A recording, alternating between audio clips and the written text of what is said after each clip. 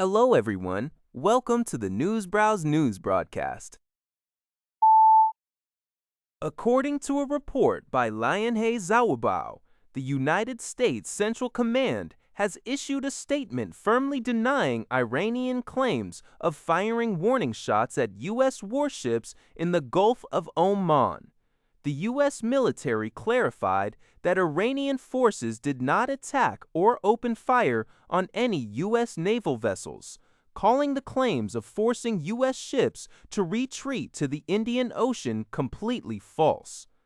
This statement stands in direct contrast to reports from the Islamic Republic of Iran Broadcasting, which claimed that the Iranian Navy had used missiles and drones to fire warning shots at two U.S. destroyers, identified as the USS Truxtun, DDG-103, and the USS Mason, DDG-87.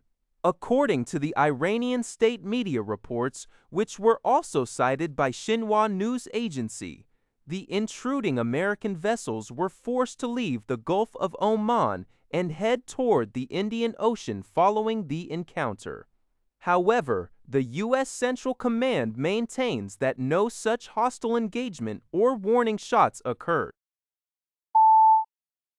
According to Al Jazeera, the World Health Organization, WHO, and the Africa Centers for Disease Control and Prevention, Africa CDC, have unveiled a joint $518 million response plan to combat a deadly Ebola outbreak spreading across Central and East Africa. Running from June to November, the emergency initiative will fund coordination, surveillance, testing, infection prevention, and community engagement. The outbreak, first declared in the Democratic Republic of the Congo, DRC, on May 15th, has infected at least 381 people and caused 64 deaths there. It has since crossed the border into neighboring Uganda, where officials have confirmed 19 cases and 2 deaths. Health authorities warned that this outbreak involves the rare Bundibugyo strain of the Ebola virus, which has no approved vaccine or treatment yet. Meanwhile, frustration has escalated in neighboring Kenya over a U.S.-led quarantine facility being constructed at Laikipia Air Base. Demonstrations against the center turned violent, resulting in at least 2 deaths. Kenyan President William Ruto has defended the base as an essential component of the country's healthcare partnership with the United States. According to a report by Al Jazeera, Iran's annual inflation rate has surged to a historic 77.2% year-on-year, marking the highest level of inflation the country has witnessed since 1942, during World War II. Additionally, point-to-point inflation for goods reached a staggering 113%. Economists point to a perfect economic storm caused by 5 intersecting factors: the elimination of the preferential currency rate for basic goods, domestic protests at the start of the year, the devastating economic effects of the war with the United States and Israel, annual wage and energy price hikes, and a maritime blockade that has severely disrupted import and export chains. This hyperinflation is devastating the purchasing power of ordinary citizens and fixed-income retirees, with basic food items like rice and cooking oil doubling or tripling in price.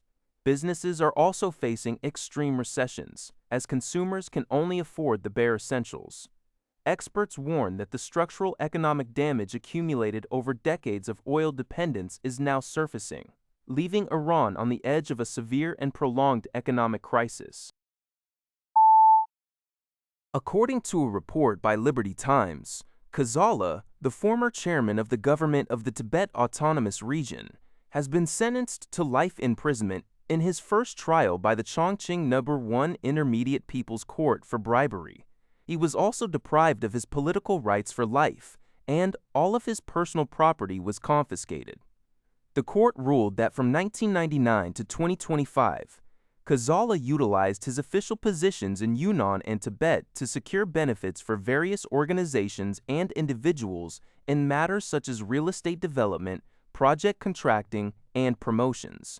In return, he illegally accepted bribes totaling over 158 million yuan, approximately 21.8 million US dollar. Qizhala pleaded guilty and expressed remorse in court. The court noted that because he confessed to his crimes, provided information on other major criminal activities that was verified as true, showing significant merit, and actively returned his illicit gains, he was given a lighter sentence. Qizhala's former colleague Duru Yingje was also sentenced to death with a 2-year reprieve for bribery in July 2025. According to Al Jazeera, Nigerian authorities have reported that at least 49 people died of thirst in a remote Sahara desert district in northern Niger after their truck broke down, leaving them stranded. The victims were part of a group traveling from the Malian town of Talhandek to Niger to celebrate the Muslim festival of Eid al-Adha with their families. The vehicle suffered a breakdown in a hostile, isolated area more than 80 kilometers, 50 miles, west of Asamaka, a key border town near Algeria and Mali. Despite efforts by the driver, assistants, and passengers, the truck could not be repaired, leaving the travelers trapped in extreme temperatures without water. 2 passengers managed to survive the ordeal by walking more than 50 kilometers, 31 miles, on foot to find a water source, eventually reaching Asamaka and alerting local authorities. Rescuers later discovered dozens of bodies around the truck and buried them in mass graves. The Sahara Desert remains a treacherous transit route for migrants and refugees seeking to reach Europe, where many succumb to thirst and exhaustion. That's all for this video.